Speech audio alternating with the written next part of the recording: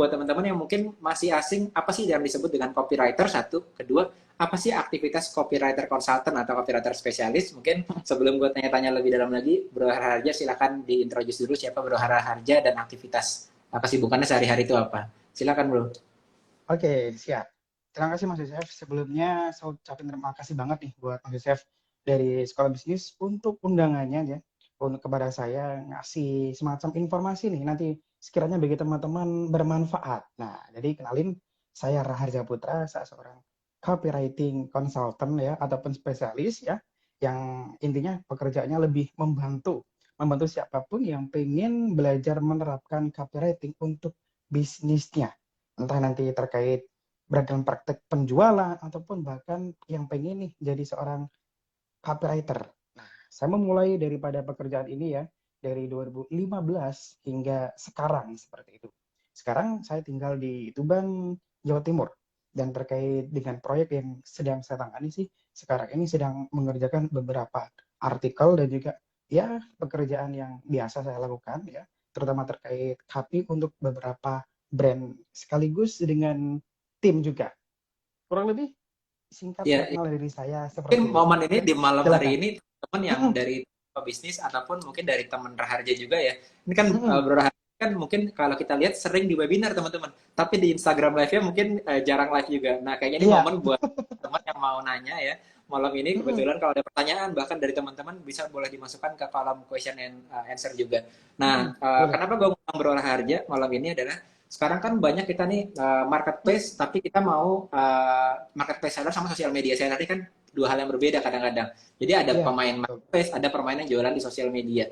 Tapi ternyata kalau kita lihat sekarang marketplace kayak Tokopedia, Shopee dan lain-lain itu mereka berusaha juga jadi sosial media ya. Kan kalau Shopee kalau Iya. nggak salah gue inget ada Shopee video gitu ya.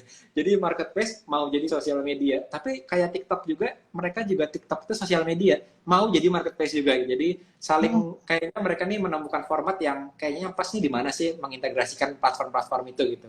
Nah, tapi dimanapun teman-teman jualan saat ini mau di marketplace, mau di sosial media, itu Nah, fondasi utama marketingnya itu adalah si copywriting. Apalagi kalau kayak sekarang ini kan kita ketemu customer di online, bisa sih ketemu langsung kayak sekarang ya kita tatap muka ya.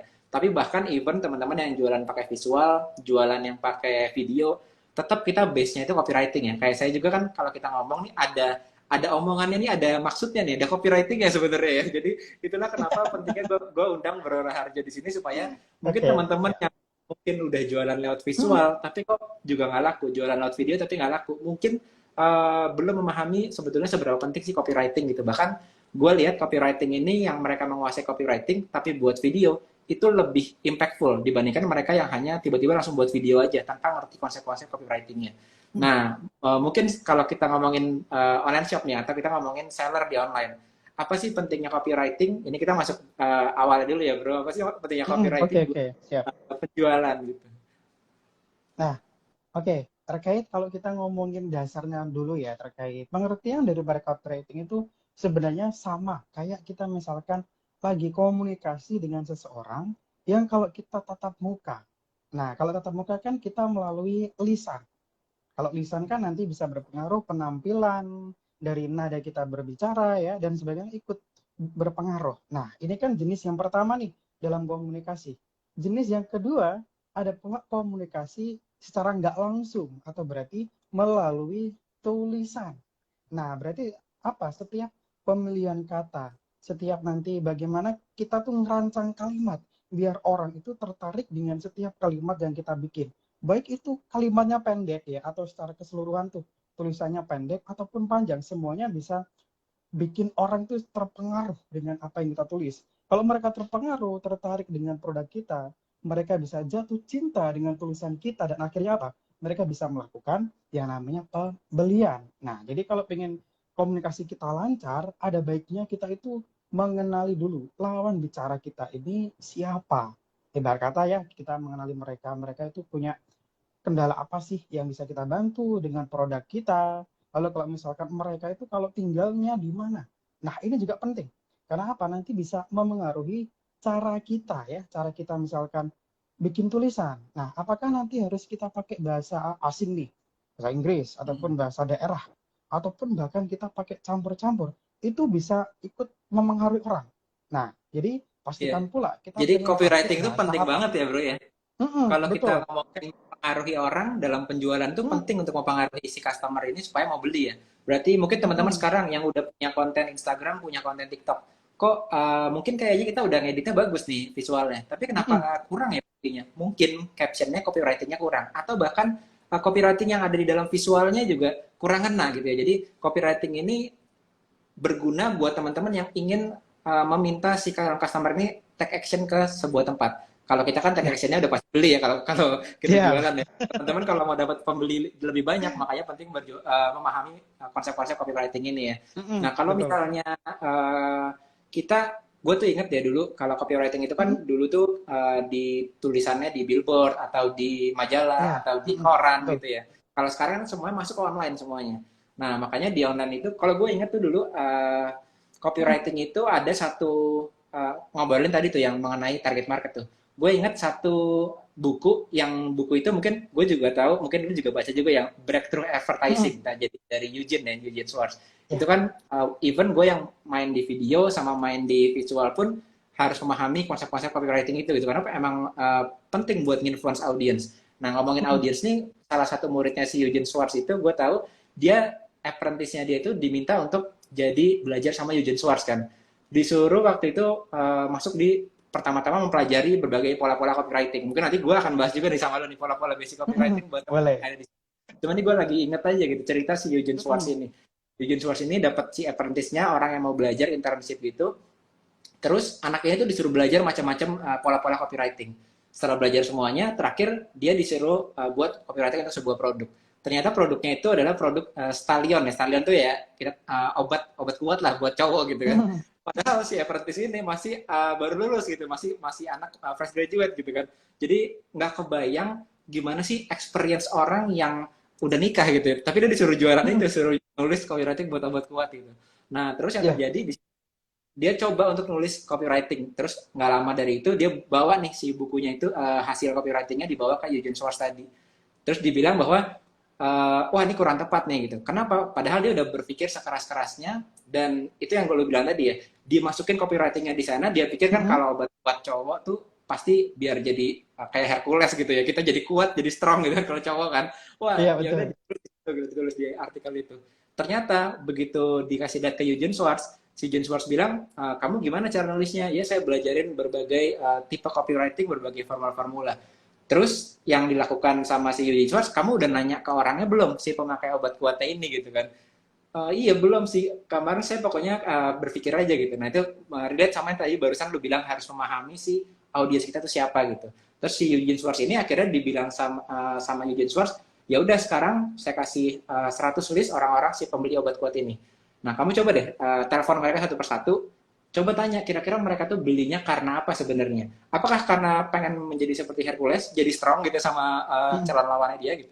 Ternyata dia teleponin satu persatu kan, dia nelfonin ke customer yang pertama, ke customer kedua, customer ketiga, dan dia kaget sebenarnya dari cerita yang si James Sparks itu, yang ditemukan ternyata orang-orang beli obat kuat itu bukan karena pengen jadi strong gitu, tapi karena dia umurnya udah di atas 30, 40, 50, itu mereka merasa perlu merasa atraktif lagi sama istrinya gitu. Jadi karena udah mungkin nikahnya udah lama gitu kan, jadi udah nggak merasa ya, atraktifnya juga nih. Tapi pengen tetap menghargai istrinya gitu. Jadi akhirnya mereka-mereka yang beli obat kuat ini ternyata punya reason yang berbeda nih, nggak sekedar yang asumsinya si apprentice tadi.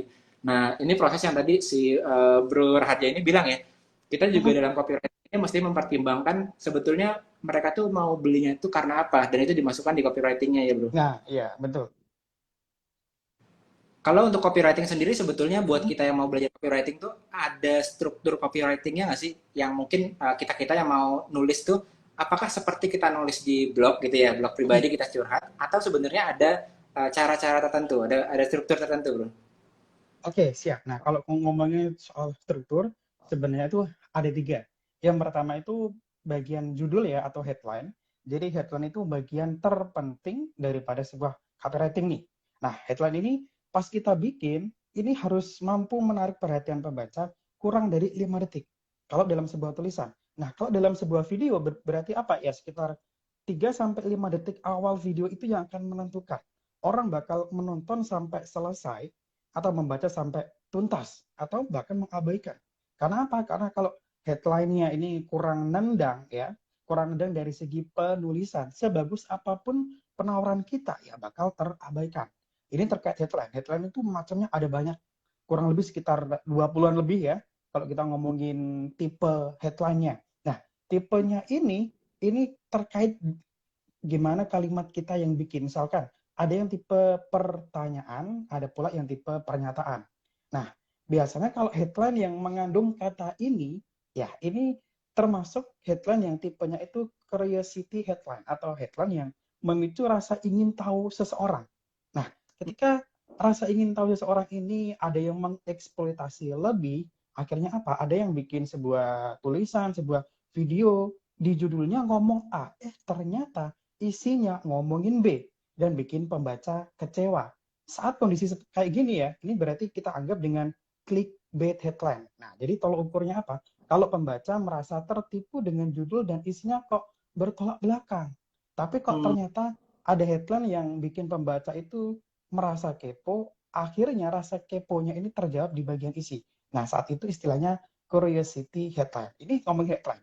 Lalu di bagian tengahnya, yang kedua, ada yang namanya istilahnya itu barikapi atau bagian isi.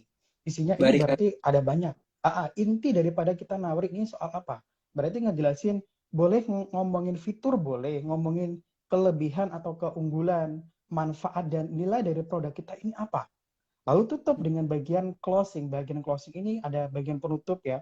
Salah satu poinnya itu ada ajakan bertindak atau kalimat yang kita ini setelah mereka nih pembaca itu atau ibarat kata penonton ya melihat video kita dari awal sampai akhir, membaca dari awal sampai akhir, kita pengen ngarahin mereka kemana? Ke marketplace kah? Ya, ataupun yang lainnya. Dan salah satu yang kalimat bisa kita bikin nih untuk ibaratnya ajakan bertindak ya, misalkan pas kita bikin nih, yuk beli sekarang.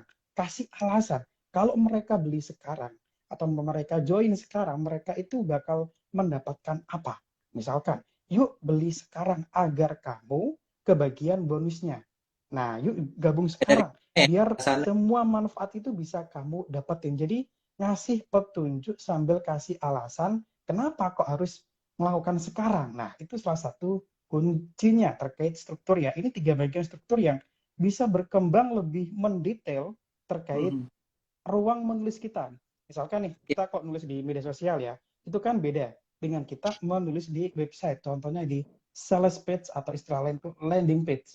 Karena apa? Di landing page kan itu ruang menulis kita itu luas banget ya, atau panjang dari atas sampai bawah. Semua detail terkait apa yang kita tawarin, boleh kita masukkan. Tetapi kalau di Hmm. media sosial, pilihlah salah satu yang pengen teman-teman tunjukkan ya, terkait Iya. detail produknya ataupun terkait detail dari sisi pembacanya atau calon Penting, pembelinya. Itu kelihatannya tunjukin. teman-teman ini kelihatannya simple ya teman-teman, tapi ini sebenarnya penting sekali. Kenapa? Karena banyak dari kita nih kalau jualan ini maunya langsung call to action, baru masuk ke Nah, caption langsung call to action di paling atas gitu kan, atau baru baru buat caption belum masuk ke headline, belum masuk ke isi atau bari, tapi langsung call to action dipindahin paling atas gitu ya. Nah itulah kenapa nah, kadang-kadang kita memperhatikan waktu kita nulis di marketplace, waktu kita nulis di sosial media, sesingkat-singkatnya kita punya tulisan, space-nya itu paling nggak kita tetap harus memiliki 3 struktur dasar tadi ya. Jangan betul. tiba-tiba kita caption bawahnya, yang di bawah call to action langsung dipindahin paling atas tanpa ada headline, tanpa ada isi ya. Terus tadi menarik banget tuh juga waktu teman-teman buat caption, kalau kita punya produk jangan semuanya fiturnya dimasukin ke dalam caption, karena ternyata penjelasan ada di dalam product page atau di dalam sales page Ya, atau di dalam betul, betul sekali. product page-nya di marketplace ya. Nah, kita pengen ya, karena pengen produknya kelihatan bagus, semua fitur dimasukin di captionnya sosial media ya. Orang jadi bingung kan biasanya kan. Nah, jadi mungkin kelihatannya tadi Setuju dia. penjelasannya ini apa, cepet banget karena Bro Harjani kan praktisi ya teman-teman. Jadi kalau udah ngeliat tuh cepet gitu bisa tahu, oh nih kurangnya ini nih, ini salahnya ini nih, oh ini bisa ditambahin ini nih gitu ya. Tapi kadang-kadang kita nggak sadar kalau ternyata kita melakukan itu tuh, begitu masukin ke dalam video, video jualan ya misalnya, kita begitu di dalam video itu nggak ngomongin dari headline dulu ke body dulu, tapi kadang-kadang langsung call to action. Halo teman-teman, nih ada Nah, produk ini dan lain gitu kan. Itu sama aja ya, kalau kalau di gua kan kita ngomonginnya endorsement ya. Jadi ya, endorsement ke influencer, endorsement yang tanpa ada strukturnya tadi, kan tadi gue ngomongin ya, kalau teman-teman pakai video pun Mm-mm. sebenarnya mengikuti HTML atau visual. Kalau kita ngendorse, tapi teman-teman ngendorse-nya masih pakai cara call to action langsung, jadi si influencernya langsung, ini produk saya kayak gini nih, ini bagus karena gini, gini, gini, gini. Nggak ada headline yang menariknya, nggak ada isinya apa, Nah, langsung call to action. Sama aja, hasilnya juga nggak bagus endorsement-nya gitu. Jadi mm-mm. itu kenapa gue bilang copyright itu benar-benar fundamental banget, karena ini teman-teman akan jualan di sosial media, lewat Mm-mm. endorsement ke influencer, atau bahkan advertising juga ya bro. Betul. Advertising itu kan ada ad kreatifnya, ada gambar, ada captionnya. Itu ada di mana-mana si copywriting ini. Jadi kalau teman-teman tidak menguasai copywriting, ya kemungkinan besar kita akan terkendala di penjualannya kita ya. Mm-mm. Kalau ngomongin copywriting bro, jadi Mm-mm. copywriting ini kan salah satu puzzle marketing yang paling menurut gue paling penting tadi ya. Nah terus Iya. kalau Mm-mm. kita tahu ada 3 struktur tadi, terus Mm-mm. untuk memudahkan kita menulis, kadang-kadang brand kita tuh maunya yang brand bagus gitu, maunya yang premium, Mm-mm. atau kita Ya. corporate misalnya. Lu juga menangani di corporate kan sebagai Ya. Ya. copywriter. Mm-mm. Itu gimana sih caranya kita untuk menyesuaikan, apakah kita harus pakai bahasa yang informal atau yang resmi gitu ya? Apakah Mm-mm. yang corporate pakai bahasanya informal, atau corporate bisa harus resmi gitu? Atau gimana sih sebenarnya pertimbangannya? Mungkin boleh di-share ke teman-teman. Nah, oke, terkait terkait ini ya, terkait daripada pas kita milih nih, bahasa apa yang baiknya kita pilih, sesuaikan pula dengan siapa pembaca kita dan media apa yang kita pakai nih buat promosi. Misalkan kalau pembaca kita mungkin ya dari kalangan seperti pekerja kantoran dan sebagainya, lalu kita promosiin produk kita itu di media sosial, alangkah baiknya pakai yang ini ya, bahasa informal atau bahasa sehari-hari. Nah, ini terkait strateginya nih. Nah, nanti kan ada Hmm. pula cara mengeksekusi ya, atau kaitannya dengan hal teknis pas kita nulis. Berarti pilih sesuai itu. Tapi kalau misalkan produk kita, ya misalkan katakanlah kita jualan kemeja. Nah, jualan kemeja di media Hmm. sosial pakai bahasa informal boleh ya. Yang penting jelas ini, informal ini kita pengen mengarah ke bahasa Indonesia, bahasa Inggris atau bahasa daerah misalkan. Yang aman pakailah bahasa Indonesia. Kenapa? Enggak semua orang bakal ngerti bahasa Inggris. Apalagi kalau mungkin ada yang menafsirkan tuh beda tuh terkait tiap kata. Nah, untuk menghindari salah tafsir, amannya tetap pakai bahasa Indonesia. Nah, Hmm. sedangkan kalau kita yang jualan jas atau kemeja ini ya, kita promosinya nih bentuknya misalkan kita pengen menawarkan dalam bentuk proposal kerjasama dengan suatu brand atau perusahaan. Nah, berarti bahasa yang kita pakai apa? Bahasa yang lebih formal. Hmm. Kecuali Tapi kalau kita misalkan ada ini nggak mengelola, sih, kenapa? kayak kita tanya ke Mm-mm. audiensnya, atau ada caranya supaya kita tahu mereka tuh nyamannya pakai bahasa yang mana gitu nggak sih? Uh, Nah, kalau terkait dengan pilihan bahasa ini, memang sih kita nggak harus tanya ke mereka, tinggal target hmm. kita ini siapa. Jadi kuncinya ada pas kita bikin persona pembeli atau bayar personanya kayak gimana. Oh, rentang umur sekian nih, misalkan dari rentang umur 18 sampai 40-an. Kalau kita pakai kata panggilan kami dan kamu pun nggak ada masalah, boleh. Kalau di media sosial, tapi lihat pula media promosi kita apa. Kita ingin nawarin barang lewat apa. Kalau lewat proposal kerjasama, ya berarti yang lebih formal, memakai panggilan Anda. Misalkan kita pengen kerjasama dengan sebuah kementerian kah, dengan brand lain kah, kolaborasi. Yang lebih aman, yang lebih sopan, pakai yang formal. Boleh-boleh aja. Kecuali kalau Hmm. kita mengelola akun media sosial dari pemerintah ya. Dari Hmm. pemerintah, misalkan nih, daerah ataupun tingkat pusat. Ini kan cenderung ya, karena udah sakitnya di SOP-nya mungkin, dari bahasanya cenderung lebih formal dan sebagainya, nggak Ya. apa-apa. Jadi menyesuaikan pula dengan produk kita apa, persona pembeli kita apa, bayar personanya, dan juga media promosi kita apa. Jadi fleksibel. Bahkan Hmm. dalam satu akun media sosial nih, kalau misalkan kita punya dua produk berbeda, misalkan satu tadi jualan kemeja ya, kemeja dengan pakai jas, oh yang satu lagi kita jualan yang namanya misalkan celana pendek. Dua produk ini kalau misalkan target Ya kalau pembelinya beda, kita pakai hmm. yang satu bahasa formal, yang satu pakai bahasa sehari-hari, nggak ada masalah dalam sebuah Hmm. akun. Yang penting apa? Sesuai target pembelinya siapa, calon pembelinya siapa tadi. Berupa apa datanya? Berupa buyer persona. Ini pentingnya di sini. Karena Hmm. apa?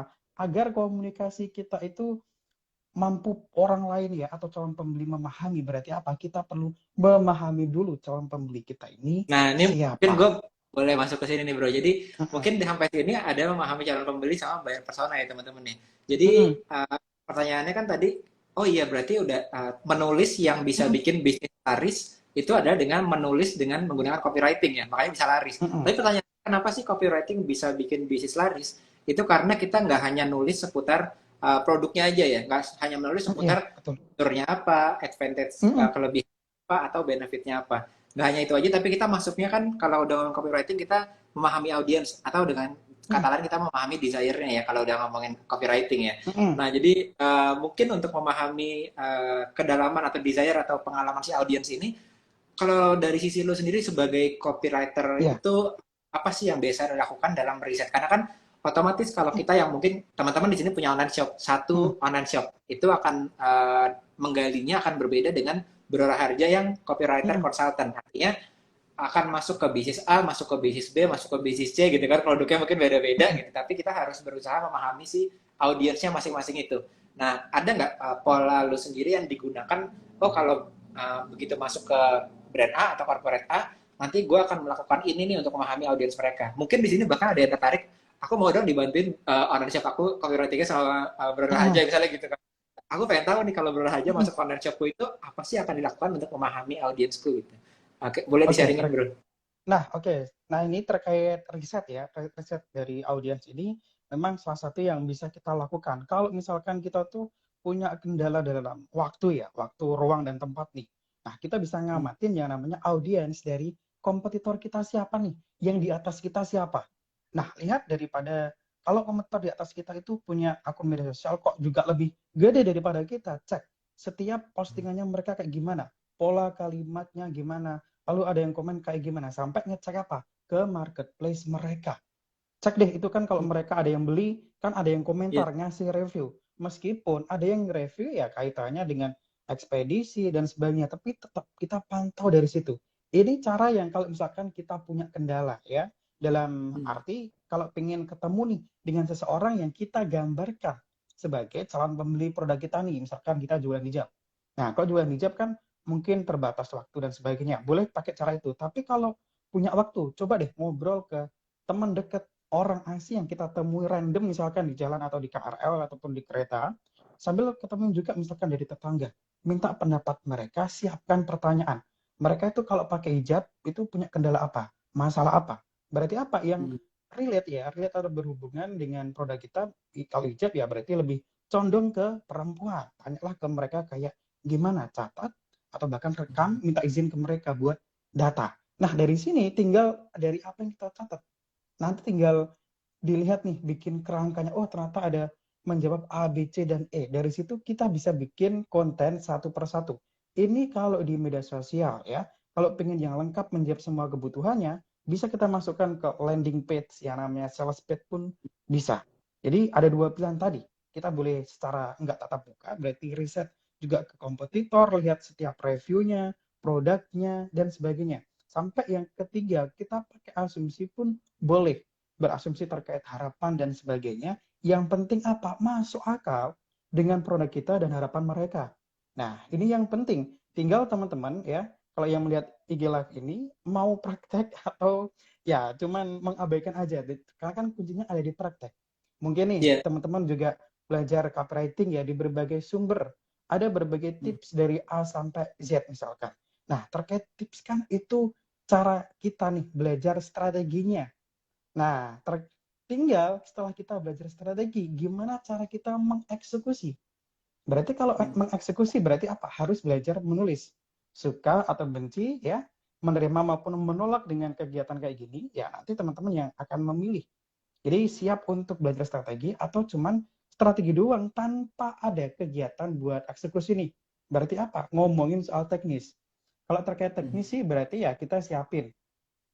Ini salah satu kuncinya ya, kalau pengen bikin copywriting kita, biar tulisan kita ini, biar bisnis kita juga makin laris. Salah satunya adalah, coba deh, perhatikan ya, panjang pendeknya sebuah kalimat. Yang pertama, usahakan nih, dalam satu kalimat, apapun nanti teman-teman pakai ya, pas bikin video, misalkan di TikTok pun, berarti tetap teman-teman harus bikin script. Usahakan satu kalimat, maksimal 17 kata. tujuh Nah, belas kata ya. ingat ya, Oh. 17 kata dalam satu kalimat. Karena apa? Karena nanti ini semacam kayak ada batas ya, batas daripada kemudahan seseorang untuk biar paham nih, memahami setelah mereka baca, mereka paham apa yang kita tulis. Kuncinya yang pertama ini ya, berarti maksimal usahakan 17 kata. Semakin pendek berarti apa? Semakin baik. Ingat ya, semakin pendek semakin baik.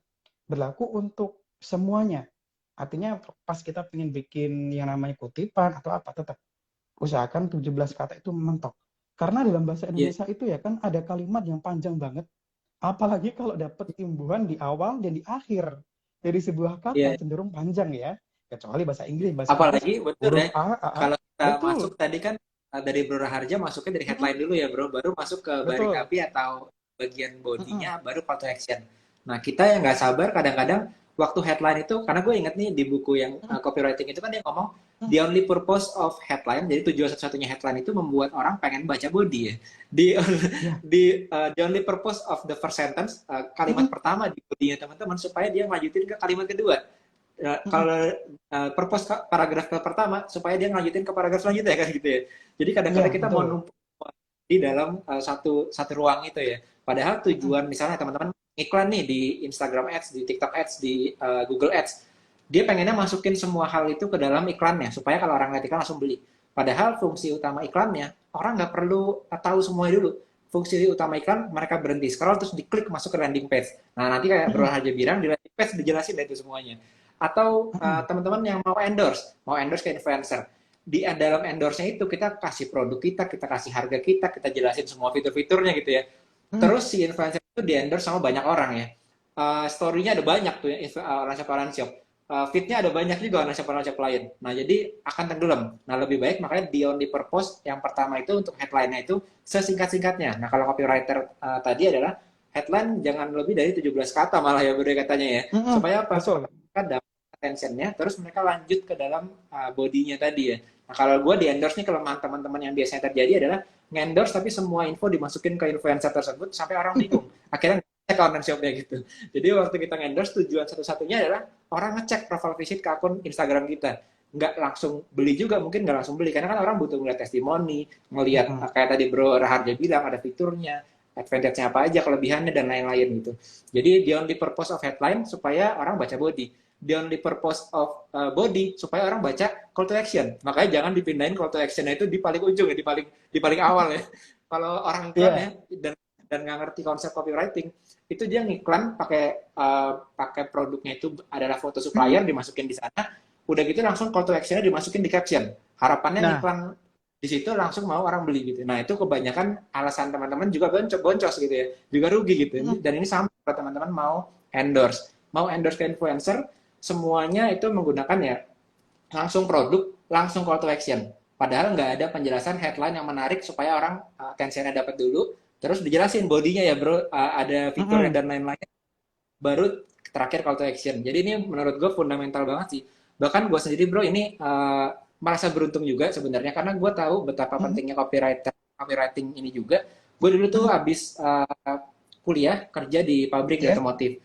Dari otomotif tuh gue kerja di pabrik itu di bagian quality management. Itu Nah, di oke. Jerman waktu dulu. Gue kerja Mm-mm. di Jerman tuh karena dapat beasiswa dari Indonesia. Oh, dapat beasiswa ke sana. Dari sana gue kerja di otomotif sana, transfer ke Indonesia balik karena kan nikah waktu itu ya. Jadi gue Mm-mm. jadi ketahuan umurnya deh. Jadi dari sana gue transfer ke Indonesia. Di sampai Indonesia tuh gue kebetulan dipindahin ke divisi sales. Jadi divisi sales itu karena Nah, gue oke. kan kalau kita di perusahaan multinasional ya teman-teman ya, kita dites Mm-mm. personality itu biasanya. Kebetulan personality gue tuh introvert. Jadi introvert dimasukin ke bagian sales. Kerjaannya ya nggak jauh-jauh ya, yaitu adalah copywriter gitu. Jadi gue dulu copywriternya di otomotif untuk brosur-brosur atau materi edukasi yang dipakai si salesman-nya otomotif gitu waktu itu. Di dalamnya Astra gue dulu. Nah, jadi gue tau banget tuh, apalagi si Bro Harjadi juga di dalam company juga kan. Itu kalau copywriting ya teman-teman ya, salah pengejaan sedikit huruf, kata-kata satu persatu, mungkin buat kita yang sebagai seller online ini masih tolerable gitu ya. Tapi kalau kita di corporate, itu benar-benar sampai detail satu-satunya itu bisa revisi berkali-kali ya bro, ibaratnya ya. Sampai Betul. capek kita revisi kadang-kadang. Nah, kalau terkait ini ya, terkait tulisan sih memang kalau kita berhadapan dengan sebuah perusahaan ya, kalau ada salah-salah penulisan, yang pertama kali disalahin ya siapa penulisnya. Jadi kalau misalkan nih teman-teman di sini ada yang tertarik ya, pengen berkarir nih di bidang kayak gini, berarti nanti jadi copywriter atau content writer ya, karena dua istilah ini memang sekarang ini udah hampir melebur kayak gitu. Nah, faktanya. Jadi siapin nih belajar apa? Belajar terkait tata bahasa ya. Bahasa bagaimana pas kita bikin bahasa yang sehari-hari, tahu kapan kita pakai bahasa formal. Jadi sesuai situasi dan kondisi. Karena apa? Ingat sekali lagi, kalau nanti ada yang salah-salah, salah tanda baca, salah ejaan, yang disalahin yang pertama adalah ya kita sebagai penulisnya nantinya. Tapi kalau bagi teman-teman yang masih ini ya, ibarat kata sambil jualan praktek, nggak apa-apa ya. Salah-salah dikit, Oke. yang penting mau belajar nulis nih. Ya, belajar nulisnya juga boleh dimulai dari yang tadi. Mendekin kalimat yang mungkin nih ada yang panjang-panjang banget. Ingat, kalimat berakhir ditandai dengan apa? Ada tanda titik. Kuncinya di situ. Jadi coba di praktek untuk bikin kalimat yang pendek-pendek dulu. Yang penting usahakan ada yang namanya subjek dan predikat ya. Ini pelajaran waktu kita sekolah dasar nih. Jadi ini perlu teman-teman nanti ulang lagi ya, perlu diingat-ingat lagi pelajaran kayak gimana, sambil belajar pelan-pelan. Kalau misalkan kita pengen langsung rapin dan pengen dapat hasil yang baik, ya ini nanti nggak semuanya langsung berhasil. Karena apa? Tidak ada satupun formula ya, formula atau resep copywriting yang mampu menjanjikan kesuksesan. Apalagi kesuksesan instan. Nggak ada. Karena apa? Hmm. Karena nanti terkait formula ini, teman-teman nantilah yang akan menemukan formulanya tersendiri. Entah dari formula yang udah ada nih, ya, terkait ada formula AIDA, dari AIDA pun berkembang jadi formula AIDCA, dari Hmm. jadi formula AISAS dan kayak gimana. Bahkan kalau teman-teman nyiptain sendiri formulanya boleh. Yang penting berurutan tadi ya, dari headline, dari copy, dan bagian penutupnya. Penutupnya berarti nanti pengen mengajak mereka untuk ngapain. Ini juga penting. Yang penting kuncinya tadi berurutan. Dari atas, tengah, sampai bawah. Tinggal ya, nanti tinggal banyakin praktek atau trial dan error. Dan sekali lagi ingat pula bahwasanya pastikan dulu produknya memang bagusan. Nah, Betul-betul itu bagus. penting. Ini penting ya. Bahkan ada yang mengira, ah nggak apa deh produkku jelek nih. Tapi kan nanti bisa ditutupin pakai copywriting. Iya betul bisa, tapi nanti yang jadi pertaruhannya ya brandnya teman-teman sendiri, jualan tersendiri. Misalkan ya teman-teman meremehkan, kurang apa memperbaiki produknya, ada yang kurang dan sebagainya, malah mengklaim berlebihan di kalimatnya. Nah, nanti apa bisa mengecewakan ya, sekaligus bisa ya brand kita itu dipertaruhkan karena apa? Dari nama baiknya dan sebagainya. Ya. Jadi ini yang penting. Perhatikan pula. Tapi sekarang juga enak ya sebetulnya ya kita yang mau belajar Mm-mm, copywriting ini ibaratnya sudah ada mungkin kalau dulu banget gitu ya, mereka tuh mm-mm, masih menggunakan intuisi, riset sendiri. Sekarang kan banyak mm-mm, panduan-panduan pakem-pakem formulanya yang kita sebagai orang yang baru belajar copywriting pun udah bisa ngikutin panduan tersebut ya. Kayak gue ngeliat dari betul. timeline lo sendiri kan lo banyak nge-share Mm-mm, mengenai formula-formula menarik-menarik tuh semuanya tuh ya. mm-mm. Mungkin boleh nggak di-sharing bro yang apa MAP, MAS ya? Atau Ya, apa gue nggak salah MAS. itu dan itu Ah, kayaknya simple tapi powerful ya itu mm-mm, apa sih mm-mm. bro kalau boleh diceritain. Oke, siap. Jadi terkait formula MAS ini yang pertama nih kita ngomongin masalah. Berarti kita harus tahu masalah apa dari calon pembeli yang bisa kita selesaikan dengan produk kita. Nah, dari masalah ini coba deh teman-teman bikin sebuah kalimat. Kalimatnya boleh tipe pertanyaan atau pernyataan. Dua ini simple dulu buat latihan.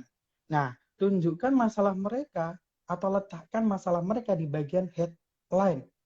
Nah, setelah dari masalah Hmm, ini ya, yang kedua, A-nya apa? A-nya berupa agitasi. Agitasi itu semacam kayak kayak kita gitu. menghasut mereka. Kita ibaratnya, kita kan tahu masalah mereka. Nah, kita tunjukkan. Kalau masalah mereka ini terus mereka biarkan, nanti bakal berdampak buruk kayak gimana? Tunjukkan hal buruk kayak kayak apa yang teman-teman gambarkan. Misalkan nih teman-teman jualan produk hijab, bikinlah sebuah kalimat ya, misalkan jadi kalimat pertanyaan ya, misalkan kayak gini, apakah kamu sering merasa rambutmu mudah rontok ketika memakai hijab di luar ruangan? Ini contohnya. Nah, masuk ke bagian agitasi. Agitasi ada di mana? Di bagian barikapi atau bagian isi. Nah, masalah berarti Hmm. masalah tersebut perlu kita ibarat kata besar-besarkan nih. Dampaknya apa kalau terus mereka biarkan? Nah, jadi contoh kalimatnya kayak kayak gini, nyambung dari yang tadi ya. Nah, kalau Iya, iya, kamu iya. merasa rambutmu mudah rontok karena memakai hijab seharian di luar ruangan, hati-hati. Berbagai macam penyakit bisa menyerang kulit kepalamu, sehingga nanti Hmm. bisa mengganggu penampilanmu. Bahkan Sebenarnya apa? di sini Bahkan nanti ini yang rambutmu bisa. Heeh. Raharja bilang masukin sensori ya, 5 sensori itu dimasukin di Baritapi ini ya semua ya. Boleh kalau pengen memasukkan sensori, tinggal dilihat produknya. Kalau hijab, sensorinya ini terkait apa? Berarti kalau sensoris kan sebuah kata yang bisa memicu panca indera seseorang untuk bereaksi. Nah, kalau hijab Hmm. berarti apa? Misalkan dari warnanya, warnanya apa? Oh, warnanya cerah. Cerah ini kayak kayak apa? Oh, misalkan warnanya merah merona layaknya bunga mawar. Nah, berarti orang akan Hmm. menggambarkan, akan membayangkan, oh ternyata warnanya ini merah nih kayak bunga mawar. Oke, bagus, suka. Nah, ini bagian di agitasi tadi. Besarkan masalahnya, tunjukkan, kasih tahu mereka. Misalkan nih, dari tadi kan ngomongin berarti kalau mereka rambut mereka gampang rontok, berarti apa? Berbagai macam penyakit bisa menyerang kulit kepala mereka. Nah, lalu masuk ke bagian solusinya, bagian penutupnya. Kasih tahu produk yang teman-teman ini tawarkan tadi berupa hijab. Nah, solusinya buat kamu yang mengalami dan pengen terhindar dari masalah ya, masalah berkepanjangan kayak gini, yuk segera beralih ke produk hijab ABC misalkan. Biar apa? Biar kamu terhindar, biar kamu bisa merasakan manfaatnya. Sehingga kepedeanmu semakin tinggi atau semakin meningkat, bahkan kamu bisa menjalani hari-hari dengan lebih bersemangat. Ini sebagai penutupnya. Nah, kalau Wah, di kalimat yang kayak gini, jadi tinggal teman-teman powerful bikin teman-teman ya. videonya. Betul. Kenapa Tinggal saya di bilang apa? powerful? Mungkin Prakteknya. banyak yang nggak menyadari juga. Gue boleh Mm-mm. tambahin sedikit.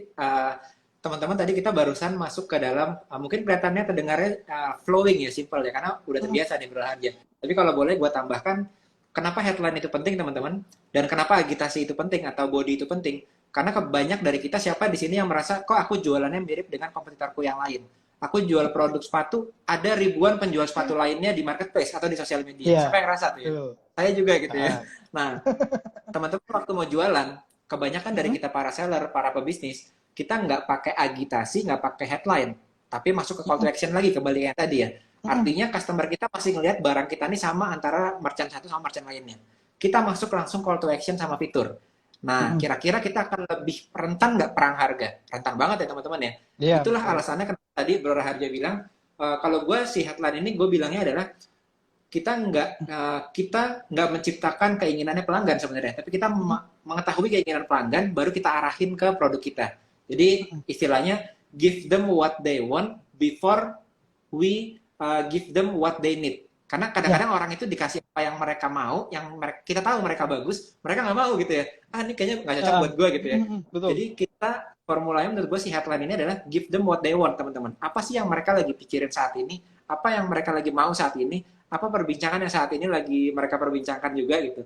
Jadi give them what they want. Nah, abis itu teman-teman arahkan agitasi ke give them what they need. Mereka tuh butuh sepatu itu loh. Mereka tuh butuh hijab teman-teman loh gitu ya. Nah, itu kenapa tadi formula itu powerful teman-teman. Jadi dari headline teman-teman masuk ke apa yang lagi mereka perbincangkan. Dari situ arahin ke agitasi. Dibuat pengen banget kita masukin kok iya ya ternyata aku butuh ya, aku ternyata pengen beli yang itu ya gitu ya. Nah kebanyakan dari kita begitu masuk ke iklan, di Mm-mm. iklan langsung kita masuk call to action tadi, nggak pakai agitasi, nggak pakai Mm-mm. give them what they want, langsung dikasih harganya gitu ya. Nah Mm-mm. itulah alasan kita kadang-kadang boncos ya, atau kita ngendorse, oh kayaknya aku ngendorse influencer yang mahal nggak berhasil nih gitu ya. Ternyata format ngendorse-nya yang di kontennya adalah kita masuk ke sana langsung jelasin kita lagi promo lalu langsung dikasih call to action. Kita nggak sempat masuk ke give them what they want dulu, headline-nya mau kayak gimana, sama kita nggak sempat juga nih untuk agitasi di dalam kontennya si influencer. Nah makanya Nah, itu kenapa betul. gue banget kombinasikan si copywriting ini juga nih ke dalam endorsement Mm-mm. juga. Jadi tadi formulanya MAS ya bro ya. Kalau masalah Betul. masalah, agitasi lalu solusi baru terakhir ya. Betul. Ya, tinggal teman-teman praktekkan nih nanti pas nulisnya. Karena pentingnya di sini. Percuma kalau belajar strateginya kayak gini, tapi teman-teman yang melihat ini ya, ini enggan buat praktek. Mungkin ngerasa, ah aku kan nggak biasa nulis, ah gue kan merasa nggak jago nulisnya. Nah, tapi kalau nggak praktek dari sekarang, ya gimana nanti kalau teman-teman pengen jualnya laris? Nah, itu. Hmm. Kalau boleh, gue mau tanya juga nih, kalau Mm-mm, tadi kita udah ngobrolin betapa pentingnya si MAS ini mm-mm. diagitasi. Kalau MAS ini tadinya awalnya dari, katakanlah dari iklan atau dari endorse, terus Mm-mm. masuk kan kadang-kadang diklik masuk ke landing page, atau dari sosial media kita kayak lo bilang Iya, tadi, betul. ada konten, ada caption. Pilih Mm-mm. salah satu fiturnya, dimasukin di sana jadi di highlight, yang itu adalah penting. Mereka cek nih ke landing page. Nah, di landing page itu ada bedanya nggak sih kita yang punya produk harga murah, katakanlah barang-barang yang cukup nggak terlalu mahal ya, 500.000 ke bawah atau 300 Mm-mm. ribu ke bawah, sama harga-harga yang produknya mahal misalnya ya, mungkin jualan apa iPhone atau bahkan jualan properti gitu ya, ada nggak sih perbedaan copywriting di dalam websitenya atau landing page atau sales page-nya sendiri? Oke, nah terkait perbedaan ini ya dari landing page tadi dengan apa Mas? Perbedaannya? Antara produk yang harganya Mm-mm. murah atau produk yang premium gitu, mungkin di atas Nah, 500 atau bahkan sampai sejuta lebih gitu. oke, oke. Oke, siap. Nah, kalau terkait ini ya perbedaannya tentunya ada. Karena apa? Karena nilai atau harga dari suatu produk juga ikut memengaruhi nih. Contohnya ya, coba deh teman-teman lihat. Kalau kita misalkan jualan yang namanya katakanlah cuman ibarat kata bakso aci. Nah, tapi kita punya website. Sedangkan di website tersebut kan cenderung bakso aci ya komposisinya kayak gitu. Tetapi kalau misalkan harga produk kita itu mahal, katakanlah kita jualan smartphone ya, jualan iPhone nih, dengan harganya di atas ya 10 jutaan, ataupun bahkan ratusan juta kayak properti. Berarti apa? Kita perlu menjelaskan sedetail mungkin dari setiap fitur, ya, keunggulan, manfaat, dan nilai dari produk kita ini apa. Contohnya teman-teman coba cek websitenya Apple. Dari masing-masing produk, itu kan punya halaman atau website ya, itu pasti panjang banget dari atas sampai bawah dan itu banyak sekali tulisannya. Entah bentuknya cuman ada nanti audio atau bahkan video. Jadi apa? Terkait nilai atau harga dari suatu produk ikut menentukan. Kalau harga produknya atau nilai produknya cenderung tergolong murah ya biasa aja, nggak yang harus panjang-panjang. Orang udah tahu, kecuali satu, kita punya inovasi di dalamnya. Misalkan ya, kita jualan Oh, bakso aci dengan apa? Dengan komposisi yang unik. Misalkan bakso aci yang terbuat dari ekstrak ubur-ubur misalkan. Nah, kita jelasin, ekstrak bahasa ubur-ubur Aci itu glow in the punya dark gitu ya, ya, betul. Itu yang manfaatnya aneh-aneh apa? pokoknya Kok ya, ada, reinovasinya. ya betul. Bakso Aceh kok Hmm. ada dari ekstrak ubur-ubur ini manfaatnya apa? Baru jelasin manfaatnya apa. Itu kalau punya sisi yang inovasi. Tapi kalau nggak ada inovasi, ya udah cukup simpel aja. Nggak yang panjang-panjang banget. Jelasin komposisinya apa, lalu punya ini yang beda apa nih dari kompetitor. Nah, itu tinggal teman-teman jelasin. Berarti kalau dengan kata lain, kalau kita punya Hmm? produk, teman-teman sekarang yang jualan, aku jualnya Hmm? otomotif, aku jual produk yang harganya di atas 1 juta, dan kita belum Hmm. punya landing page, website, dan sales page, berarti keefektifan kita untuk jualan di online juga sangat berkurang ya gitu ya, dengan kata lainnya. Iya, betul. Kalau misalkan nanti kita di media sosial nih, nah kalau di media sosial kan kita perlu detailkan dulu nih nanti yang ada di bagian landing page. Berarti apa? Hmm. Semua komponen yang di landing page itu kita bisa satu per satu bikin kontennya. Kalau misalkan nih kita Hmm. punya produk dengan 10 keunggulan. Nah, 10 keunggulan itu coba deh bikin yang lebih mendalam penjelasannya di konten. Berarti apa? Kita bisa punya 10 konten yang berbeda. Kalau kita masukin semua dalam sebuah konten di media sosial, nanti terlalu padat. Padatnya karena apa? Karena kan di media sosial itu berarti kan ruang daripada orang membaca itu cenderung terbatas. Kalau kita paksain semuanya, ya nanti bisa terabaikan. Apalagi kalau desain daripada konten promosi kita itu cenderung biasa aja. Apalagi kalau misalkan video kita kurang banyak editan dan sebagainya. Nah, ini juga ikut menentukan. Jadi pahami ya, kalau misalkan banyak fitur, banyak keunggulan, banyak manfaat, satu persatu jelaskan bikin konten promosinya. Entah itu di TikTok bentuknya video, ataupun bahkan konten promosi berupa single image ya di Instagram. Nah, itu tipsnya bagus teman-teman. Jadi kalau teman-teman punya suatu produk, sepatu, fiturnya banyak, dibuat sales page-nya panjang, atau properti sales page-nya panjang, atau mobil sales page-nya Betul. panjang. Tapi di sosial media kita jadinya nggak kehabisan konten ya, karena kita punya, Nah, sebetulnya kita udahkan landing page tadi, kita breakdown kecil-kecil menjadi konten-konten di sosial media. Jadi fokus ke satu persatu ya. Jadi itu iya dengan cara itu betul. kita Oke. nggak kehabisan konten.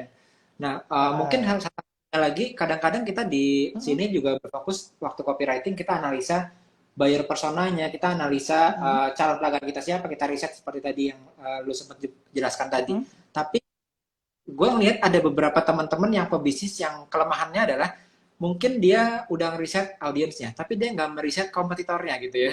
Jadi Nah, udah oke. audiens, udah buat copywriting, ternyata tetangga kita udah buat gitu ya, yang sama lagi Nah, gitu ya. Nah itu gimana ya. sih pola lu untuk ngeriset kompetitor juga? Kalau boleh Nah, di-sharingin oke. silakan. Siap. Kalau terkait dengan riset kompetitor, berarti apa? Kita lihat nih, dari sisi kompetitor, cara nulisnya gimana. Kalau misalkan Hmm. kompetitor yang mungkin produknya hampir sama dengan kita lihat, cara mereka kalau nulis ada yang keliru atau enggak. Dari sisi teknis nulisnya nih, apakah mereka, oh ternyata mereka terlalu panjang nih kalau bikin tulisan. Mereka kalau bikin caption di Instagram itu cenderung rapat antar satu kalimat dengan kalimat yang lain. Nah, tipsnya pula kalau bikin caption di Instagram usahakan satu kalimat tetap ya panjangnya tadi usahakan maksimal 17 kata. Lalu satu kalimat atau dua kalimat yang pendek baru nanti kasih enter atau jarak antar baris. Biar apa? Orang itu biar mudah kalau baca caption kita. Karena inget ya, orang kan kebanyakan mengakses Instagram itu ya lewat smartphone. Layarnya kecil, bentuknya vertikal. Jadi kasih jarak antar baris atau kasih enter tuh melalui di keyboard. Ini penting. Nah, kalau dari kompetitor ngelihat, wah kompetitor masih panjang-panjang. Boleh deh, berarti brand gue nih tinggal dipendekin kalimatnya. Lalu tinggal lihat pula kompetitor kalau bikin konten ya mereka sering pakai sudut pandang apa. Oh misalkan mereka sering pakai sudut pandang keresahan. Mereka sering menakut-nakuti. Boleh kalau misalkan mereka sering menakut-nakuti. Terkait menakut-nakuti kan ini termasuk ini ya ibarat kata ads negatif. Nah ads Ya, yang ya. negatif ini bisa cepat menarik perhatian orang, tetapi nggak begitu ibarat kata cuman sebentar nempel di benak orang. Cepat Hmm. menarik perhatian, tapi nempel di benak orang ini cenderung sebentar doang. Berbanding terbalik, kalau kita melihat nih kompetitor cenderung sering banget ngasih keresahan. Kita sebaliknya, coba kita kasih yang namanya harapan, kita kasih rasa sayang, tunjukkan hal-hal yang positif. Nah, hal yang positif masuk ke ads positif. Kalau ads positif berarti apa? Ini memang cenderung lebih lama ya untuk menggait atau menarik perhatian orang. Tetapi Hmm. efek jangka panjangnya apa? Ads Orang tuh suka kita, produk takut-takutin ya kan. kita, betul.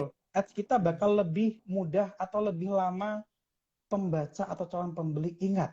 Ingat, Hmm. kalau prosesnya lama berarti apa? Nanti lebih bikin orang itu juga lama untuk mengingatnya. Nempel di benak mereka secara yang waktu yang lama. Ini kalau ads yang positif. Jadi coba cari yang berkebalikan dari kompetitor. Untuk apa? Nanti ngecek. Tapi ingat, ingat ya, tetap kita yang namanya ngecek, yang artinya setelah ngecek, praktekan. Tes lah kontennya kayak gimana.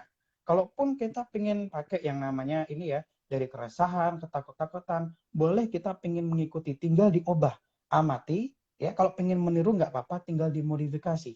Ingat, yang kebanyakan ya cuma amati, tiru, plek. Nah, ini yang repot ya. Amati, tiru, Hmm. tapi tanpa ada modifikasi. Nanti malah kelihatan, wah ini niru doang nih dari brand gue. Nah, akhirnya kalau meniru kayak gini, nanti malah kelihatan ya plagiat dan sebagainya. Nanti malah jadi rawan. Apalagi kalau yang nyenggol-nyenggol soal sara ya, suku, Ya, agama, yang ras, dan barusan antar ya, golongan. yang di tempat Betul. jual apa tuh, jual ayam apa itu. Ya, Nah, ini jadi penting. nah itu teman-teman jadi penting banget ya tadi untuk Mm-mm, kita nih nggak hanya memperhatikan gimana audiens kita, cara berkomunikasi ke mm-mm, target market kita, tapi dipertimbangkan juga kompetitor kita ini geraknya ke arah mana sekarang. Tapi penting tadi, mm-mm, jadi jangan copy kompetitor kita, karena gue inget kata-katanya dari Jack Ma Alibaba ya, you mm-mm. can learn from your competitors, if you copy, then you die. Jadi kita boleh belajar Nah, dari kompetitor kita lihat kanan kiri, tapi kalau kita ngopi, then we die gitu ya. Jadi nggak boleh ngopi dari kompetitor, tapi kita belajar dari mereka untuk tahu kita harusnya gerak kemana nih. Nah, waktu kita nulis copywriting tuh, kita mempelajari target market plus kompetitor. Kebetulan di sekolah bisnis itu gue sering sharingin ini bro soalnya. mm-mm, Istilahnya UMP signature. Dan ini gue dapetnya sebetulnya dari Break to Advertising bukunya dari si tadi tuh. Jadi di bukunya dia tuh Break to Advertising kan dia bilang ada 5 level market sophistication ya. Jadi mm-mm, kekompleksan market itu ada 5 sebenarnya teman-teman. Jadi nggak hanya, kalau kita kan biasanya di digital marketingnya hanya ngelihat, oh iya orang tuh awareness levelnya atau war market, cold market gitu ya, hot market gitu Mm-mm. ya. Itu kan tipe-tipe marketnya gitu. Tapi ternyata Ya. selain audiens kita, tapi juga ada competitor situation kita. Nah ini yang mungkin jarang di-share juga, ya, dan ini kenapa gue sering sharing namanya UMP Signature gitu. Teman-teman di sini selain mempelajari audiens, tapi juga pelajari kompetitor. Nah salah satunya adalah yang pertama, market sophistication itu ada level pertama. Level pertama itu kita punya produk nih. Produk kita itu belum ada yang jual. Kadang-kadang aku jualnya pengurus badan tapi pakai teh gitu kan. Dulu kan masih sedikit ya teh Mm-mm. pengurus badan ya. Sekarang udah banyak ya. Teh pengurus badan. Nah, itu berarti kita masih low kompetitor. Di situ kita bisa jualnya itu dengan cara ya udah ini teh pengurus badan gitu. Langsung diintroduce fiturnya apa, advantage-nya apa, benefits-nya apa. Straight to the point. Kenapa? Karena belum ada kompetitor. Itu Mm-mm. level market sophistication pertama, lihatnya dari kompetitor. Kedua, ternyata sekarang udah mulai banyak orang yang lihat teh pengurus badan ini cuannya banyak nih, menghasilkan nih, profitable nih gitu ya. Pasti kalau udah profitable, orang-orang pada ngikut kan. Oh aku mau juga nih, tadinya aku brand fashion, aku mau buat teh pengurus badan. Tadinya kita brand kosmetik, mau buat teh pengurus badan. Karena kita ngelihat, oh ini profitnya bagus nih, si teh pengurus Mm-mm. badan. Nah itu masuk ke level 2 market sophistication. Kayaknya kompetitor udah makin banyak nih. Nah di level 2 ini, kompetitor makin banyak, biasanya yang terjadi nih perang janji, perang better. Jadi kayak ini bisa lebih bagus nih, ini bisa hasilnya lebih oke nih gitu. Contohnya misalnya kalau teh pengurus badan itu teh ini bisa menguruskan dalam 1 minggu, kompetitor bilangnya 1 bulan, kita bilang 1 minggu kan, berarti kan lebih lebih Ya. cepat kurusnya. Gitu ya. Mm-mm. Jadi perang klaim biasanya kan, ini lebih lebih efektif dalam mencapai ini gitu ya, lebih cepat dalam menguruskan Mm-mm. badan kayak gitu, gitu. Itu level kompetitor kedua, market sophistication. Lalu yang ketiga, udah mulai banyak nih orang udah pada join, saling klaim bahwa saya lebih bagus, menjanjinya lebih besar, lebih berani menjanjikan, istilahnya Mm-mm. USP-nya dikeluar-keluarin dengan banyak gitu ya, unique selling proposition-nya dikeluar strong gitu. Nah, masuk ke level yang ketiga, karena udah banyak kompetitor. Biasanya masuk ke perang janji. Jadi saking udah banyaknya yang perang janji tadi, Mm-mm. akhirnya janji itu kan nggak cukup, karena semuanya buat janji nih. Nah, mulai masuk ke dalam, gue bilangnya UMP signature, jadi unique marketing Mm-mm. proposition.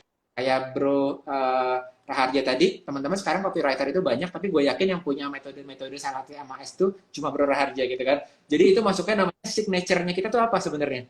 Signature produk kita, misalnya kita punya, misalnya kayak saya nih, saya digital Mm-mm. marketing, tapi signature saya itu di ngajarin endorsement. Itu kan ada Ya, signature-nya, kan metode betul. endorse hacking. Nah itu berarti Mm-mm. signature kita tuh apa? Nah, kalau kita bukan expert misalnya, teman-teman punya produknya teh, itu gimana ya aku nemuin UMP signature-nya?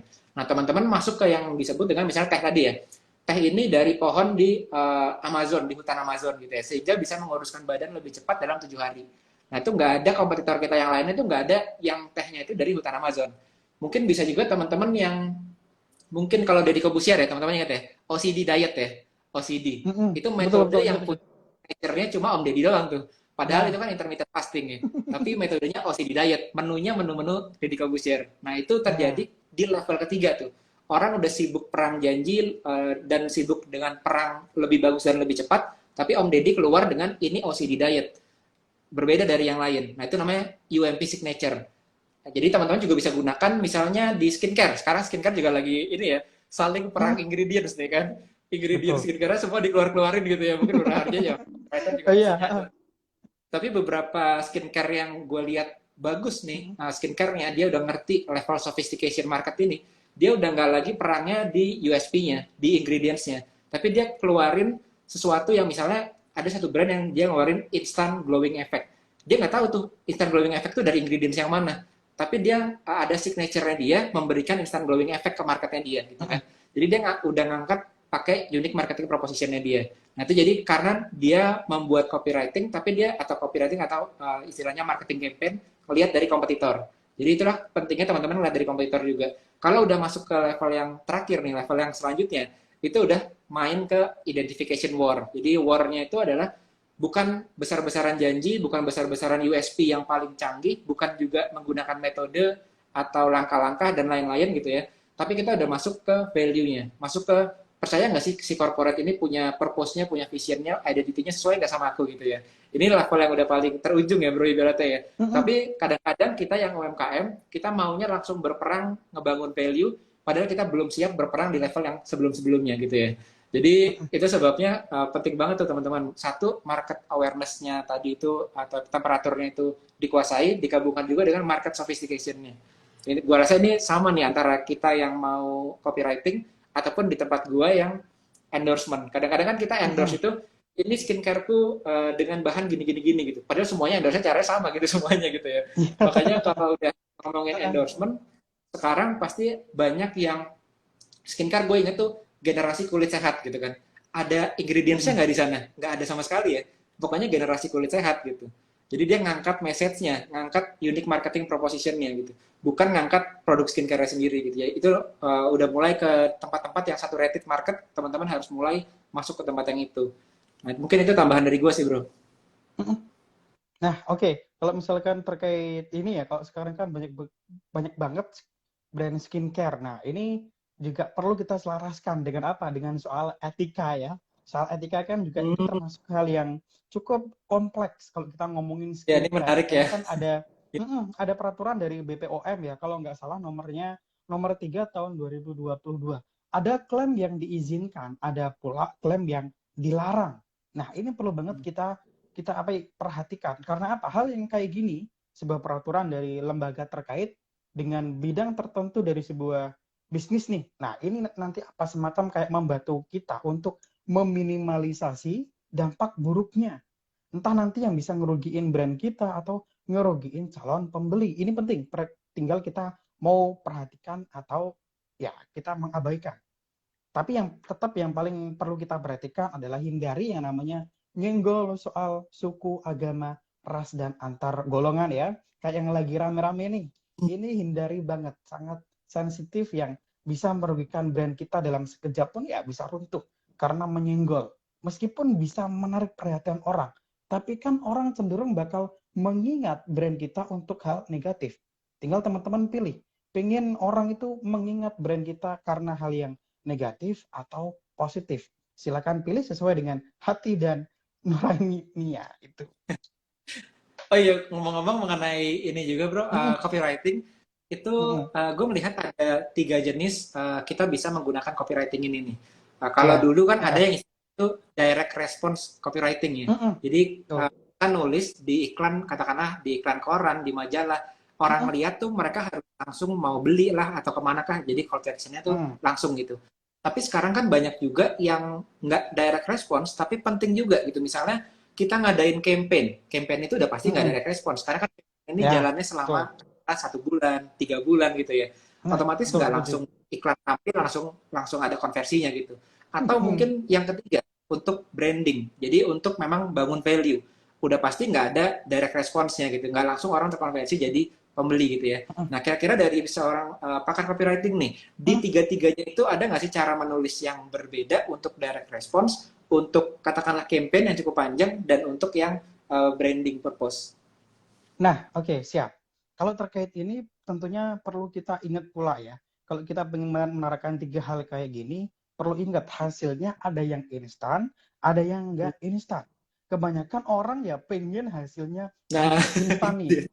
Kampanyenya berapa hari, berapa minggu atau bulan, tapi pengen dia langsung dapat ibarat kata nafsu untuk dapat untung itu langsung menggebu di awal. Padahal kan nggak kayak gitu juga. Nah, kalau direct respon nih, ini cocok nih untuk kita tawarkan ke apa? Kita perlu perhatikan dengan market temperatur ke orang yang udah kenal ke kita. Mungkin ke Hmm. mereka yang udah pernah beli, ini cocok. Misalkan kita pengen dapat ke hal itu. Berarti apa? Fokusnya untuk dapat langsung penjualan saat itu juga. Berarti bisa kita tunjukkan, kita ngasih benefit yang jelas nih. Terkait nanti ada cashback berapa dan sebagainya, nggak apa-apa boleh.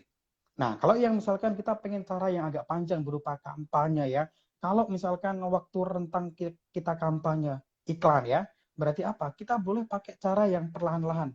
Berarti apa? Semua komponen yang ada di landing page ini misalkan, kita bikin konten satu persatu nggak apa-apa.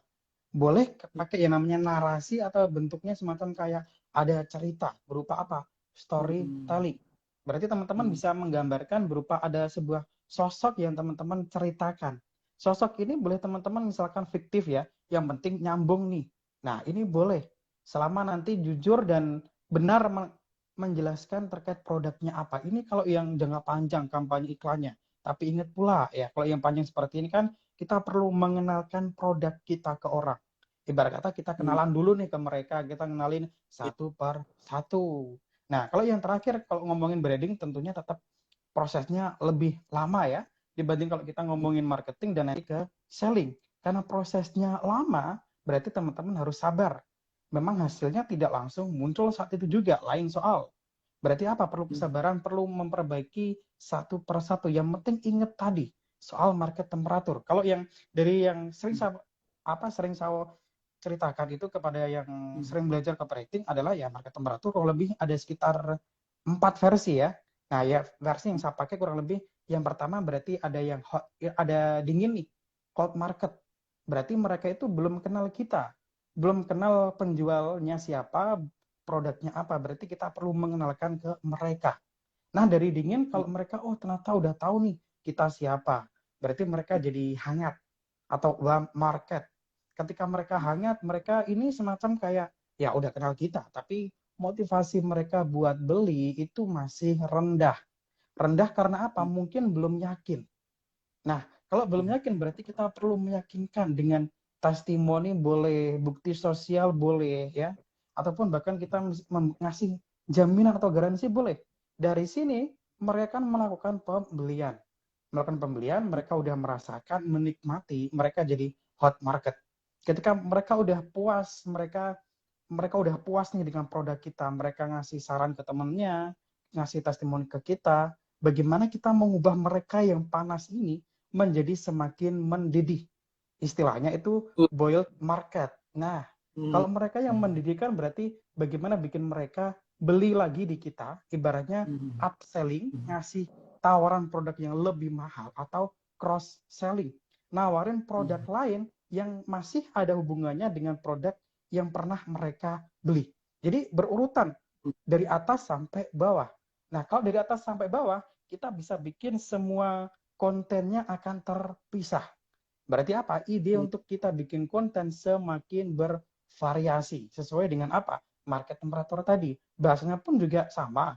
Ibaratnya nih, ilustrasi sederhana itu kalau kita misalkan lagi PDKT dengan pasangan ya, dengan gebetan lah. Kalau PDKT kan nggak mungkin kita langsung ngomong atau bahkan langsung nembak mereka, belum kenal, belum apa. Nanti kita malah bisa digampar. Ya. Jadi pelan-pelan Ya. prosesnya, kayak gitu. Wah, jadi ternyata tergantung dari mereka ini seberapa dekat dengan kita, kita menggunakan yang direct atau kita menggunakan yang nggak direct ya, tapi Mm-mm. lebih ke arah brand. Nah, ini juga Ya, sering gue betul. alami, mungkin kalau teman-teman tertarik untuk ngegali, ya, aku tuh punya marketnya produknya ini. Terus aku gimana ya cara explore copywritingnya? Nah, Bro Harja ini ada copywriting consultant, teman-teman boleh nih DM-DM ya tanya-tanya ke Bro Harja. Karena di Mm-mm. tempat gue juga, Bro, itu ada yang, kan gue ada course namanya Endorse Mastery nih. Nah, Mm-mm. orang-orang tuh mikir Endorse Mastery ini itu course untuk cara endorsement.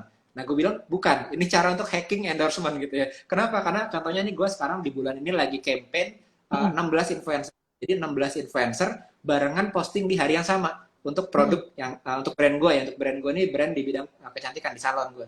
Nah, 16 influencer paralel satu hari. Satu hari kan 24 jam ya. Nah, ini 16 influencer Ya, satu hari. betul. Itu sistemnya campaign. Jadi campaignnya ada si dua orangnya ini dia kompetisi ya. Jadi makeup challenge kita kita buat makeup challenge dua influencer. Kenapa? Karena gue sadar tadi yang lo bilang adalah orang yang nggak kenal kita, mereka nggak bisa langsung dijualin. Tapi gue masuk Mm-mm. dari buat challenge, makeup challenge. Dua influencer besar makeup challenge. Dari situ disambung dengan challenge-nya itu diikutin sama 16 influencer. Jadi mulai ke Mm-mm. engage, oh ternyata influencernya ini pada ngikutin nih si makeup challenge-nya ini. Dari situ mereka penasaran kan sama brandnya kan. Baru di dalam brandnya itu mulai terjadi konversi, mulai terjadi oh ini produknya, ini penawaran dan lain-lain gitu ya. Jadi teman-teman itu gue bahas di endorse-mastery.com tuh gimana sih caranya ngendorse dari basic sampai gimana caranya buat campaign ya. Tadi yang Bro Raja bilang campaign influencer yang mulai dari rajin campaign, rajin endorse, dari mulai paling enggak 1 bulan teman-teman bisa endorse 30 lah kan, 1 bulan kan 30 hari ya. Mm-mm. Setelahnya level advance-nya ya kayak yang gue lakukan saat ini itu gue campaign 1 hari 30 influencer, 1 hari 16 influencer. Dan ini normal sebetulnya teman-teman. Kalau teman-teman Ya, brandnya UMKM. Karena kalau corporate ya kayak Bro Harja, corporate itu kalau campaign influencer itu bisa sampai ratusan, bahkan 100 influencer gitu ya. Jadi itu ya. udah yang level corporate gitu. Nah, sayangnya sekarang kita yang level endorse pun, gue masih bilangnya selling endorse lah ya. Kalau copywriting kan kita ada bilangnya hard selling copywriting, yang Mm-mm. direct sama soft selling copywriting. Nah, kalau endorse ini banyak dari kita yang masih selling endorse. Gue nge-endorse ke influencer, nge-endorse barang ini. Influencer cuma disuruh pegang terus disuruh ngejelasin barangnya gitu kan. Padahal sebetulnya kita mesti main campaign sekarang. Main campaign tuh lebih soft lagi, kayak soft selling copywriting. Supaya orang masuknya pelan-pelan, dapat awareness, baru kita jualin. Gitu kurang lebih. Jadi itu penting banget teman-teman, mengenali market temperatur yang tadi Bro Raharja bilang. Nah, tapi ada nggak sih? Karena kan gue yakin nih, Mm-mm. kalau kita mau menggunakan suatu teknik, pasti ada pengukurannya dong. Ini sukses Ya. apa nggak sukses ya? Ini copywriting gue bagus apa nggak bagus ya gitu ya? Mm-mm. Jangan-jangan ada yang merasa di sini teman-teman belajar copywriting, mungkin bahkan semua skill copywriting, teknik dan strategi Mm-mm. semua dikuasai gitu ya. Tapi kita sebetulnya nggak tahu apakah kita nih ilmu yang kita punya ini udah bagus atau belum nih saat kita terapkan ke pasar atau ke market kita gitu ya. Itu ada nggak sih pengukurannya kalau lu bro di Oke. sarannya buat teman-teman? Oke. Terkait pengukuran, ini ada dua tipe. Yang pertama Hmm. pengukuran dari hasil. Nah, hasilnya berarti apa? Ketika kita bikin copywriting, kita perlu yang namanya kan ya, ini kan kalau copywriting ibaratnya nih sistem. Karena sistem berarti apa? Memerlukan komponen lain. Produknya yang bagus, visualnya oke, landing page-nya atau sales page-nya juga oke banget, ditambah pula dengan budget iklannya kita berapa. Ini juga saling berkesinambungan karena bekerja secara sistem. Nah, ketika bekerja Hmm. secara sistem, berarti dari awal kita perlu menentukan tujuan kita pengen apa nih, pengen apa, jumlahnya berapa. Ini kalau cara yang simple dan sederhana. Mungkin ada teman-teman yang merasa kesulitan, pakai misalkan hitung-hitungan matematis, nggak apa-apa. Jadi pakai yang simple tujuannya, oh pengen ningkatin penjualan. Nah, penjualan ada berapa selama periode tertentu, harian, mingguan, atau bulanan. Teman-teman lah yang akan menentukan. Targetnya misalkan angkanya ya, katakanlah pengen sehari dapat 50 pembeli baru. Kalau Hmm. tercapai dengan menggabungkan semua copywriting, desain dan sebagainya, berarti copywritingnya berhasil, desainnya juga berhasil, semuanya berhasil. Tetapi kalau ternyata masih di bawah target teman-teman yang tetapkan, ya berarti gagal. Kalau gagal berarti ada yang perlu diperbaiki, dilihat apakah copywritingnya, desainnya, atau yang lainnya. Nah, kalau dari sisi copywritingnya, kalau ada kegagalan, berarti kita masuk yang kedua nih, pengukurannya dilihat dari sisi teknisnya. Nah, teknisnya seperti apa? Perlu kita pastikan. Kalau misalkan pengukuran kalau udah oke, usahakan yang tadi, panjang pendek kalimat ikut menentukan. Ini istilahnya readability atau keterbacaan. Ini yang pertama. Dari jenis kalimat, usahakan gunakan kalimat aktif ya. Kalimat aktif itu Hmm. apa? Ya, kalimat aktif yang cenderung nanti terkait ciri-cirinya ya, terutama ada kata kerja, ada imbuhan me atau ber. Selengkapnya nanti teman-teman tinggal cek ya di Google silakan ya, kalimat aktif Ya. itu apa. Atau Itu di penting. tempatnya Berharja tuh banyak tuh ya contoh-contohnya Mm-mm. ya Ada di banyak feed-nya ya. contohnya. Tapi berarti Nah, ini dari kalau sisi sebelum teknisnya. sebelum publish kita udah evaluasi teknisnya itu yang ini memenuhi nggak ya, ini memenuhi nggak ya gitu. Itu kan Nah, sebelum dia publish copywriting-nya. Setelah mereka betul. publish copywriting-nya, mereka harus melihat juga ya efeknya ke sales bagus nggak. Kalau iklan Mm-mm. di ads, di TikTok, di Google misalnya, bagus nggak Mm, efeknya dari ads itu sendiri gitu ya. Atau kalau betul. endorse, teman-teman endorse ada copywritingnya itu efektif nggak yang teman-teman pakai itu setelah teman-teman tulis Mm-mm. gitu ya, supaya Mm. kita tahu nih copywriting yang telah kita pelajari tadi sebenarnya ada efek ke salesnya atau enggak gitu ya. Tapi kalau Ya. dari lu sendiri yang telah menangani beberapa Mm-mm. perusahaan atau beberapa bisnis, itu dievaluasi nggak cara mereka evaluasi itu gimana sih? Apakah juga dengan cara dari sales juga? Karena kan kalau Mm-mm. sales misalnya itu ada kontennya, ada copywritingnya. Tahu dari mana kalau misalnya itu ternyata dari sisi copywritingnya nih, bukan dari sisi kontennya gitu. Jangan sampai misalnya teman-teman yang lagi belajar Mm-mm. copywriting nanti sebenarnya copywriting gue udah bagus, tapi yang disalahin copywritingnya. Padahal yang sebenarnya kurang adalah kontennya nih gitu ya, atau Nah, kreatifnya nih gitu. betul. Nah, kalau misalkan pas kita kayak kondisi kayak gini, berarti kan tetap kita pastikan teknisnya udah aman dari sisi penulisan, dari panjang pendek kalimatnya. Kalau pengen yang namanya kita pakai majas boleh ya. Sekali gini yang penting juga gunakan kalimat positif. Kalimat positif itu berarti kalimat kita itu nggak ada kata-kata. Kayak misalkan ada kata jangan, dilarang, bukan, belum. Nah, ini memang lebih kompleks, Hmm. tapi pastikan kalau ini udah aman seperti yang saya jelasin tadi tuh, berarti ini udah clear nih dari sini, gak ada masalah, tinggal dilihat komponen lain apa, apakah Hmm. desainnya, apakah nyeting iklannya masih ada yang keliru, atau bahkan ternyata sudut pandang kita pas nulis ini kurang oke dengan masalah si calon pembeli. Oke, bener cara nulisnya, tapi apa iya cara kita nulis sudut pandang itu si calon pembeli nggak merasakan? Jadi cuma asumsi kita tanpa ada dasarnya. Ini juga penting. Yang nanti malah timbul yang namanya, ah ini nggak relate deh. Kalau nggak relate, akhirnya mereka apa? Bakal nge-skip dari apa yang kita bikin. Dan yang penting banget adalah pastikan produk kita ini memang bagus. Nah, ini berawal dari sini. Kalau produknya udah bagus, kita tanpa perlu kok bikin copywriting yang mendayu-dayu, pakai rima, atau yang terlalu bagus kalimatnya. Orang dengan kalimat sederhana pun, kita jujur bikin kalimat, itu akan kelihatan kok ya, kalau kita punya produk yang bagus. Nah, itu. Wah, ini jadi teman-teman, ini penting banget ya dari diskusi kita malam ini. Thank you banget Bro Raharja. Itu jadi tahu bahwa copywriting itu ada di semuanya, di segala elemen dari jualan kita di online nih. Dari mulai konten sampai ke landing page, website, marketplace, hingga iklan juga, hingga endorse juga, itu semuanya mengandung copywriting. Nah, Betul. jadi artinya teman-teman sekarang yang mungkin mau berkarir sebagai copywriter yang butuh lagi banyak. Mulai dari corporate besar, mulai dari bisnis online, ya. Ini kebutuhannya demand-nya tinggi sebetulnya copywriter ini. Mungkin orang cuma ngeliat kayaknya kreator-kreator itu tinggi demand-nya. Iya betul. Tapi copywriter lebih tinggi lagi menurut saya karena tulisan itu di mana-mana gitu ya. Nggak hanya visual aja kan. Jadi demand-nya tinggi banget. Nah, gimana caranya kalau mau jadi copywriter sih, mau jadi kayak Bro Raharja ini ada nggak step-stepnya sih buat yang lagi mau jadi copywriter?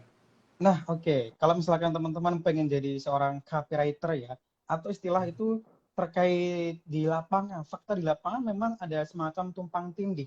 Ada yang perusahaan A pakai istilah content writer, ada pula yang pakai istilah copywriter. Ini fakta di lapangan, meski secara definisi itu berbeda.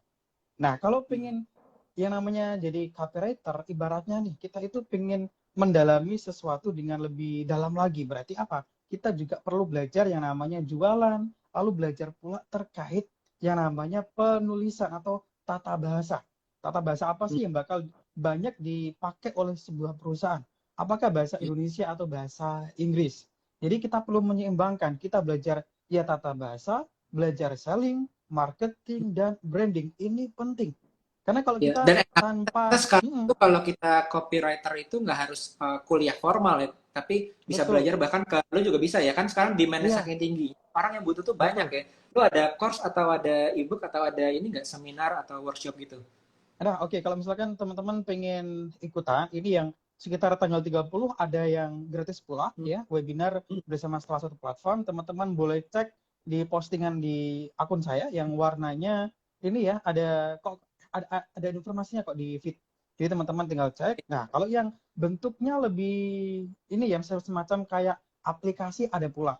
Namanya aplikasi kunci. Teman-teman tinggal cek di Play Store ataupun di App Store ada. Ini yang lebih gratis. Nah, tapi kalau teman-teman nih pengen yang berbayar gimana? Nah, kalau yang berbayar masih dalam tahap produksi dengan pihak ketiga sebagai partner Oh, kerjasama tunggu ya saya. berarti ya. Ya, Jadi ya. nanti tinggal teman-teman tunggu tanggal launchingnya kapan, karena masih tahap produksi, masih editing dan sebagainya. Perlu diingat pula antara kita belajar nih, misalkan belajar terkait jualan online dengan kita berprofesi ke suatu bidang, terutama copywriting, tentu caranya berbeda. Kalau copywriter lebih mendalam, paham Ya. caranya selling, marketing, branding, paham pula terkait tata bahasa. Karena ingat, nanti kalau ada salah-salah penulisan, kita yang bakal disalahkan yang pertama kali. Kalau kita nggak Ya. punya alasan nih, misalkan dari atasan kita ngomong, wah ini tulisannya kurang nendang, ini kok kurang oke ya kayaknya. Nah, kita bisa berargumen kritis. Kritis dalam arti, loh ini yang kurang nendang bagian mana? Nah, kalau misalkan ada komentar dari atasan kayak gitu, kita tinggal lihat respon atasan kita kayak gimana. Kalau mereka ternyata nggak mampu menjawab daripada argumen kita, berarti cuma subjektif aja. Kalau subjektif nanti cukup berbahaya ya, pas kita bikin tulisan. Nanti sulit untuk kita mengukurnya. Nah, jadi lebih baik Ya. objektif. Ini Kalau kurang penjelasan nendang, kayak gimana? lihat di tempat lu ya bro ya, itu ada banyak banget tuh penjelasannya tuh. Nah, kalau teman-teman mau belajar yang mungkin tadi orang yang mau jadi copywriter tuh, kalau teman-teman mau bangun bisnis, mau jualan online juga bisa belajar di sekolah apa bisnis nih. Ada endorse mastery namanya, teman-teman bisa Nah, belajar betul. endorse seperti yang saya lakukan juga tadi buat campaign dari basic sampai buat campaign. Bahkan setiap minggunya itu saya punya tim influencer marketing, kita nyari caranya influencer biar dapat ekonomis tapi juga gratis. Karena sekarang kan Nah, influencer itu ada yang nano sama micro influencer ya. Jadi betul. konsepsi atau pemikiran yang influencer itu mahal itu nggak akan ada lagi di dalam endorse-mastery.com. Teman-teman bisa cek endorse mastery juga di tempat sekolah pebisnis. Thank you Bro Raharja udah sharing-sharing barengan di sini karena Siap. gue rasa fundamental banget ilmu copywriting ini teman-teman Mhm. juga harus menguasai ya. Sampai jumpa lagi Bro di kesempatan lainnya. Sukses terus ya Bro. Siap. Makasih Mas Yosef. Makasih teman-teman Thank semuanya. you.